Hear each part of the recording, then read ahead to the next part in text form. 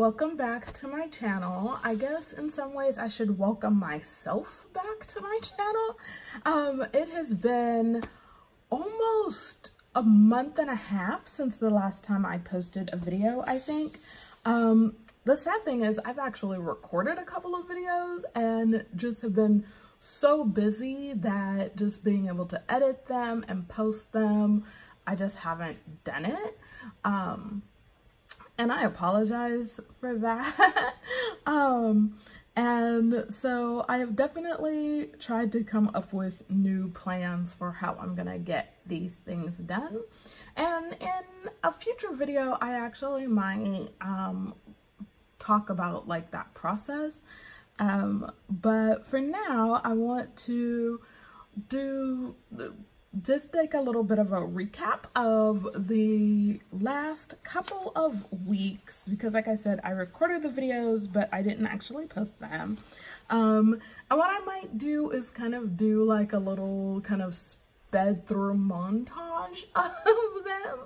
So you can kind of see like how the month is advanced. And I think I might do a future video because in that, in the month that has been happening in the month of March, I have actually finished 2 different articles that are going to be coming out soon, which both of them I was asked to write them in January and had to have them in actually by February.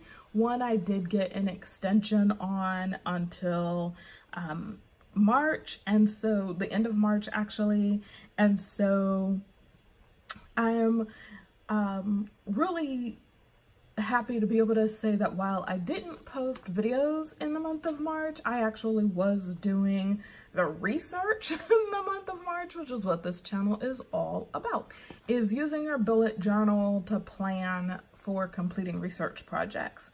And so just quickly, I want to say that both of those articles will be coming out in communication journals later on in the late spring, early summer. So in the beginning of the year, when I first posted videos, I did a video where I talked about the 5-year plan, about the research pipeline, and about having a spread that's about writing projects and goals. So the 2 articles that I was asked to do, neither one of them are on my writing projects and goals. And that is 100% because they were projects that I was invited to write in January, and they had very short due dates. They were both due originally before the middle of, or by the middle of February. And like I said a moment ago, one of them I got an extension on till the end of March. So I didn't actually put them on my writing projects plan page, but I did put them on my research pipeline page so that I would be able to highlight them through to be able to show where in the process we are. Now I did add one project, actually 2 projects, project 10 and 11, back to the research pipeline. I had taken them off of my research pipeline because they had been under review for so long that I wasn't 100% sure where we were in that process anymore. And so, and really honestly for me, I was done with them because I knew that they were in the final stages of review, and I'd already done my revise and resubmits, and I wasn't gonna be doing anything else with them. That really they just needed to go from the revisions under review into the in-press and publication space. So I went ahead and put them back on because they've had some movement recently. And one of the things that I was really thinking about is the fact that at my university, we have annual reviews. And one of the ways I've started using my bullet journal as someone who is post-tenure is actually to go back through my bullet journal to figure out what did I even do in the year that is stuff that can be evaluated. We do lots of stuff as faculty members that doesn't go on our CV, and we do but it would go on an annual review in a lot of times. We also do things that would go on our CV, but maybe we can't remember exactly when a project started or exactly when a project ended. And I find that using my bullet journal to be able to keep track of research, service, teaching, and then just the sort of regular everyday of my life makes it easier for me to go back and do my evaluations for the year to be able to see how much I really did accomplish in the course of a year.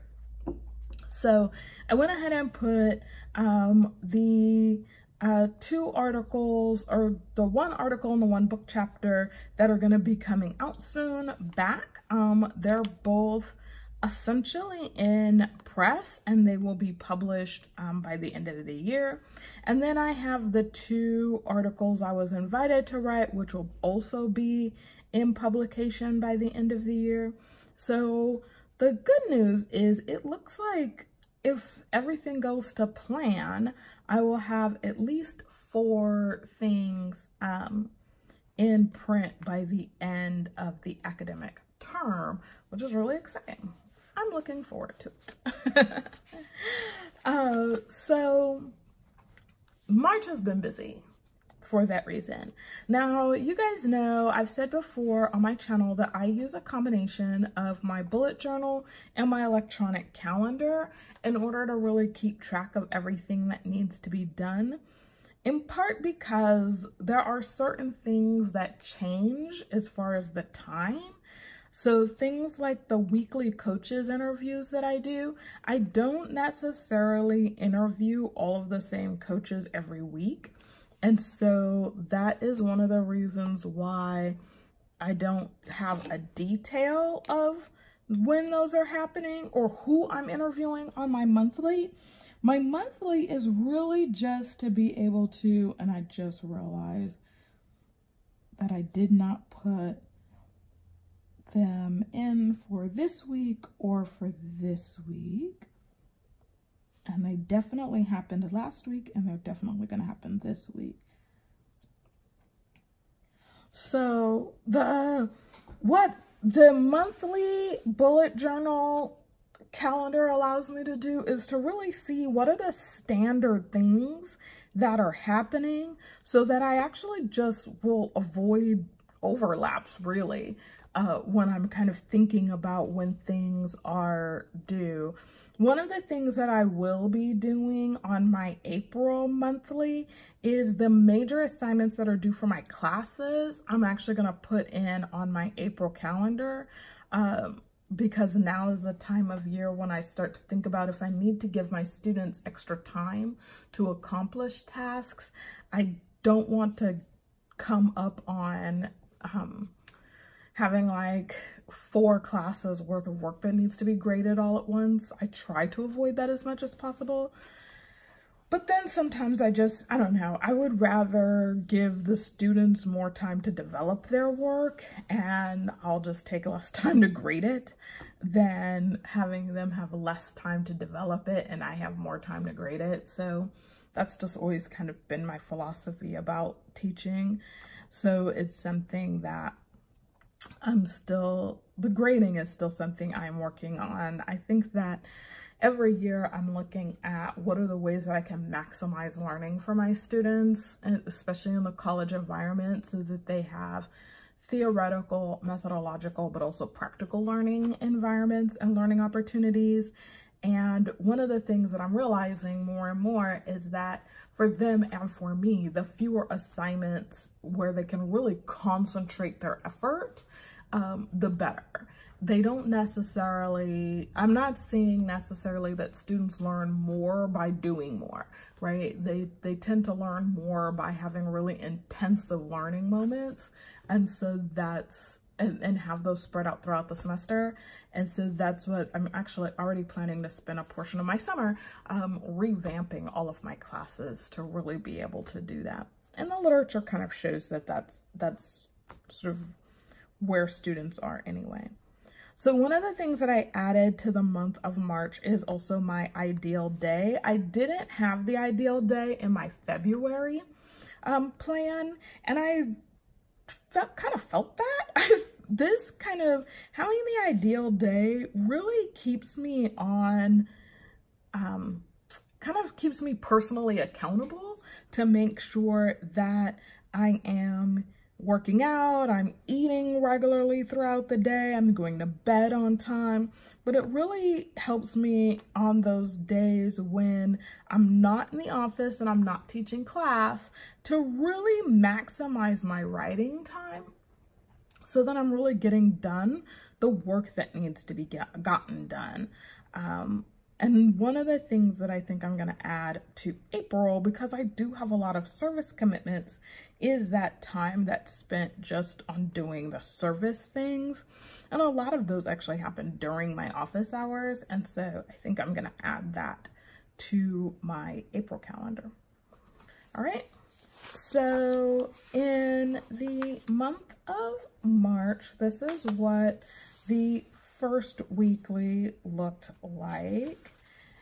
And then this one was, I took advantage of an extra page and used my mini photo printer to print out some stickers. I loved that lip day.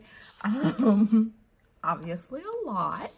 But it was really great. My university's basketball team won their championship for their conference, and I had a really great time celebrating that with them and posting about that on social media. So I was excited to sort of save that as a memory. Then after that was spring break. So I kept spring break kind of light, focused on the writing and the research that needed to get done, and that was really important. And then really just in the dailies focused on the journals that needed, doing some journaling and really getting some ideas down on paper. This week, I was back in the classroom, which somehow that week after spring break is always just, I don't know, it feels like there's like a whole lot going on all the time. But it felt really good, got a lot of things accomplished, still have a lot more that needs to happen. Some of the tasks from last week that were more like things to just prep are going to be happening and then get done in the next week. And so that's kind of where I am now. So this week we are going to continue with some of the things that I've been doing. So the appointments, the to-dos, and the projects and research blocks are still blocks. This is also, we're about 3 months into the year, so this is about when I start to kind of think about if I need to make any adjustments or changes. We're past the midway point in the semester, and so this is also when I start to think about, okay, do I need to like make some changes in the way that I'm teaching or the way that I'm writing and doing research and things like that. And so because of some conversations that I've had predominantly with my students, that's why I was talking earlier about making some changes to the way that the courses are laid out in order to really maximize the learning opportunities. And so some of those changes I'm implementing this semester, a couple of the small ones, and the big ones I'll implement next semester in our total course redesign. And I might talk about that in a future video as well. So stay tuned for that. But so far, everything really is working out as far as the way that I do my goal trackers and the way that I lay out my plan in general. I am going to be adding this week a little bit of washi tape. One of the things, you actually can't see it, but I do it every week, is I put a little bit of just clear regular Scotch tape across the top of the page. And the reason why I do that is because I am always hanging my pen on the top of my book like that, and then I just close it up and carry it around like this. And so what happens is over time is some of the pages get a little torn up on the weeks because I know I started doing it in, I think I started doing it in January. Yeah, that one's a little dog-eared. And then some of them, like this one's completely ripped open. So I kind of started doing it after I started ripping pages. And I've been ripping pages like that in my journal, actually for a while. I don't know why it took me so long to think about just putting like a little piece of clear tape there. And so last week I started, this past week, I started thinking about, because I usually put a little sticker across the top of here, something decorative. And I started thinking about, well, what if I just used like some washi tape, and then was able to also have a way, because I used to, in my journals, this one is an example where I used to do the washi tape across the edge so that I could really kind of bookmark the week, so I would know how many weeks were in a journal and which weeks I was on. And then I stopped doing that when I stopped using a lot of washi tape to decorate my journals. So like you can see, we'll just flip in one. Like I used to do, this has my old dailies and the way that I used to lay them out. And then my old weeklies, and you can tell my weeklies were laid out similarly to the way they're laid out now. But I used to use a lot more washi tape, and I just kind of got away from that. I wanted something that was a little bit less decorative and a little bit more sort of simplistic and a little bit more focused. And so I really love the way I decorate them now, but I was thinking I want to try giving myself a little decorative tab across the top so that I know what week I'm in. All right, so let's go ahead and do our planning for this week, and go ahead and get started on our layout. All right, so let's get started.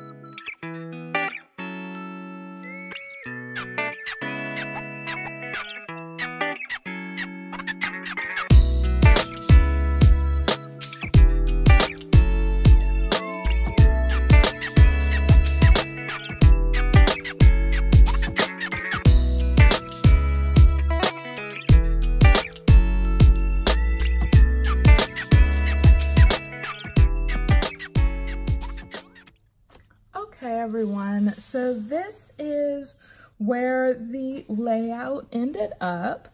I'm actually really pleased with the way it came out, especially because in the process of planning it, I realized that this week, I don't know if a lot of the spring sports are on bye week or if it's because they're actually just all playing, a lot of them are playing away games. I do know 2 of the sports have basically finished up their season. So men's and women's basketball is complete. Their season is done. And then bowling, their championship is actually happening right now as I am filming this. So the only sports that I have remaining from my university are tennis, golf, baseball, softball, and outdoor track. So it's still 5 of the sports that we have remaining. But this week is incredibly sports light, which means I have this weekend is already going to be the best weekend ever because I don't have baseball or softball to cover this weekend.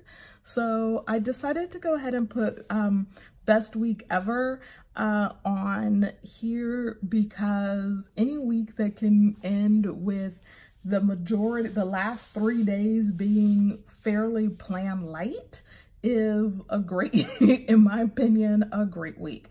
Plus, I actually have a couple of things going on this week that I'm looking forward to. My students who are members of the NABJ chapter on campus, the National Association of Black Journalists, have asked me to come and participate on a panel Tuesday night to actually talk about planning and organizing and career prep. And so I'm really looking forward to that. And then I was also asked to be part of another university's comm week, and so I will be going there toward the end of the week on Thursday to TSU. So I'm really looking forward to that as well. And then the first part of the week we have Pro Day, which actually is going to be happening while I'm in class. So I'll probably be sending a student to cover that on behalf of the university for the athletes that are going out for that. So I'm looking forward to that as well. So it looks like it's going to be a good week. On the research front, one of the articles that I was asked to write is due on the 29th after many redrafts and many conversations and many unfortunate needs to ask for additional time. And I hope the editors are still happy with what I turn in when it's over. But I decided to go ahead and put a heart next to the submission, because anytime I think that you can submit an article that you're proud of is a great day. And so the way it's shaping out so far, I actually am really proud of it. And so it's due on the 29th. My goal is actually to get it in early. We'll see how today's writing session goes. But if it goes well, I might be able to get that in early. And so I am a huge fan of putting things down on the to-do list, and then in the research area, going ahead and putting those things down on a specific date, but then filling them out and completing them early if you complete them early. Like, I am huge fan of that, and think that's really important to be able to do. A lot of times doing these, for me, doing bullet journaling is about keeping track of the tasks and the appointments and the things that need to happen, but it's also about holding myself accountable for making sure those things get done and not trying to keep everything in my head, because that's how you forget things, frankly. Because something else that you'll always prioritize something else over a thing if it's not written down to remind you that that thing needs to happen, in my opinion. And so so that's why I like to write things down, but it's also why I'm a huge fan of, if you complete it early, check it off early, and then give yourself a pat on the back for that early success. One of the things that I added on my tracker side, you guys know I like to use this right-hand side for my trackers. So I'm adding the things that I need to track for my YouTube channel, because especially like the whole month of March, like I said at the beginning, I recorded videos, but so many things happened that I ended up not actually being able to either edit them or edit and post them. So what I'll probably do, because they're done, is I'll put them up, they'll be there, but I'm not gonna necessarily promote or push them as content. but I hate to waste things. So since they exist in the world, I'll probably just edit them, do like a quick edit over them and put them up. And then but I wanted to try just sort of a quick list to be able to keep track and make sure that, because I typically film my videos on Sundays, but I wanted to just put down a list of things so I can make sure to keep track that that happens next week. So that is there as a tracker to kind of get started on that process. I went ahead and used the Future is Bright washi that I have. I don't have a lot of it left because I used a lot of it before when I used to use washi tape a lot more. But I use that on the bottom here to kind of differentiate this notes section. I don't necessarily have, this is just space to write things in, frankly. So I didn't necessarily want to put a whole lot in here, but I just wanted to decorate the space. So I have my You Got This sticker and Be Bold, Brave, and Brilliant sticker. I've been wanting to use this sticker, and I feel like a week when I have 2 speaking engagements is a good week to write that in, to also remind myself that when I do my presentations, I want to be bold, brave, and brilliant, but I also want to inspire that in other people. So I felt like this was a good week for that. As I said in the beginning, I used to do a piece of blank tape across, or just regular clear tape across the top to basically reinforce the page so that when I hook my pens on here, I'm not tearing this page. So I'm trying it with a little piece of decorative washi tape. So we'll see how I feel about that. I think I'm gonna like that. Even though it doesn't like really kind of stand out necessarily at the top of the page. Oops, I don't know if you can see that. But I don't know. I might try it where I do it more like the way I used to do my journals, where it actually, I kind of have a little extra. So we'll see. I did it flush to the page for this first one, so we'll see what I might do in the future. I actually kind of do like that, to tell the honest to goodness truth. So I don't know, we'll see. I like it like this because I think that I like just that little bit of kind of, I don't know, difference, but not huge. I feel like sometimes when I used to do this one like this, I felt like sometimes this would catch on stuff too. It obviously it bends over time, and that kind of thing as well. But I did like the fact that if I just had it down on my desk, I could tell where a week was because it, you know, kind of gave it a little bit of a tab. So we'll see. We'll see if I decide to, what I decide to do for that.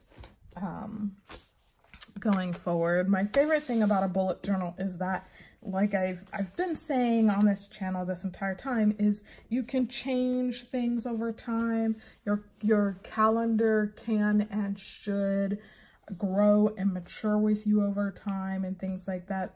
So one of the things I do want to point out that means is that you'll notice I didn't do it last week and I didn't do it this week, where I didn't give myself writing tasks on my teaching days.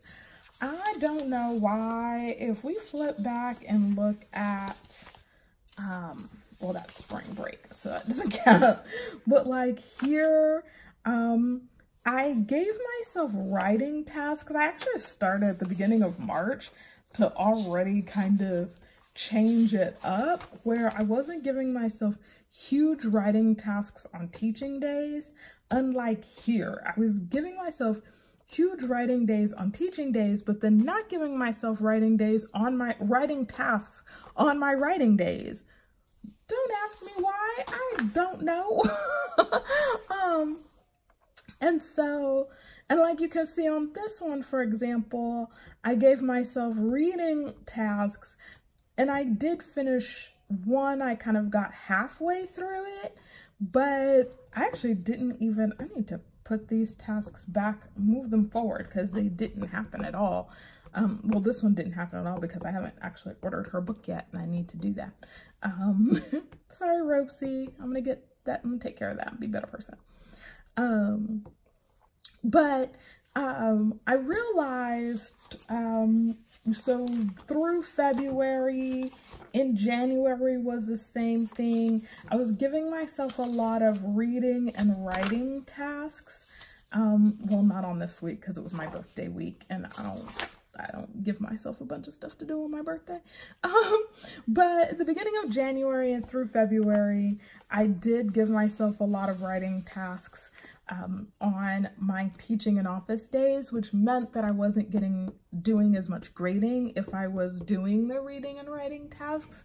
And let's face it, everybody, we all probably as professors would love to spend more time on our own research than on grading. So I decided that this week, I started it really last week in kind of changing up in the things that kind of thinking about what's working, what's not working, what needs to be done and what doesn't. And I really got inspired to think about that more clearly and soberly by another YouTuber on here and journaler, Jot and Jive, who I really highly recommend. Her videos are great.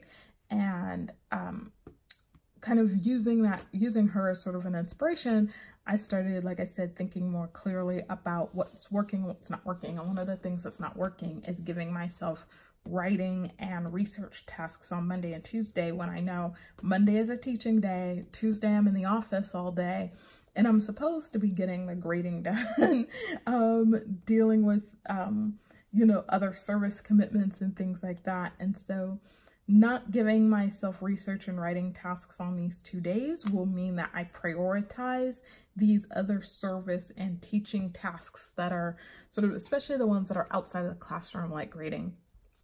I'll prioritize those and get those done if I don't have a research task that I'm like, oh, this research task is important and I should do this because research is just as much a part of my job as teaching.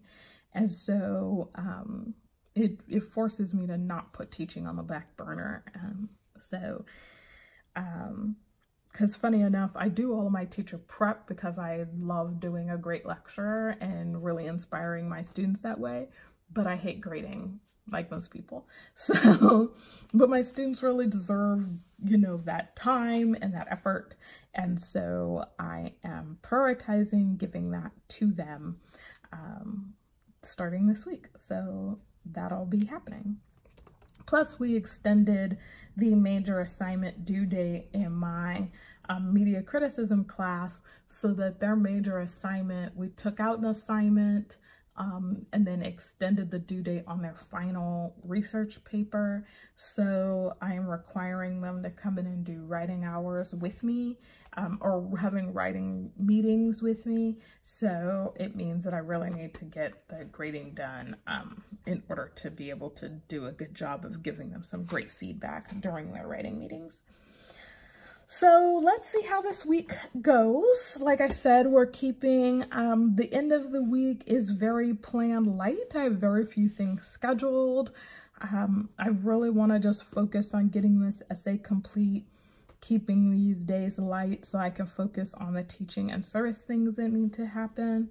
And really just having a really great, strong week. I have a research grant that I'm a co-PI on that actually ends at the end of the month.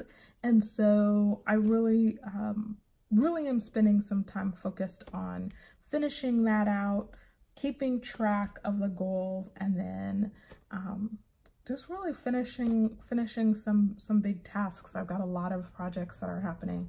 And a lot of them are ending in the next several weeks, and a couple are gearing up. So this is where we are. Thank you so much for joining me today, and I hope that your research, writing, and teaching goals are all things that you can keep track of and really work towards this week. And I look forward to talking with you guys all again. All right, bye. See you later.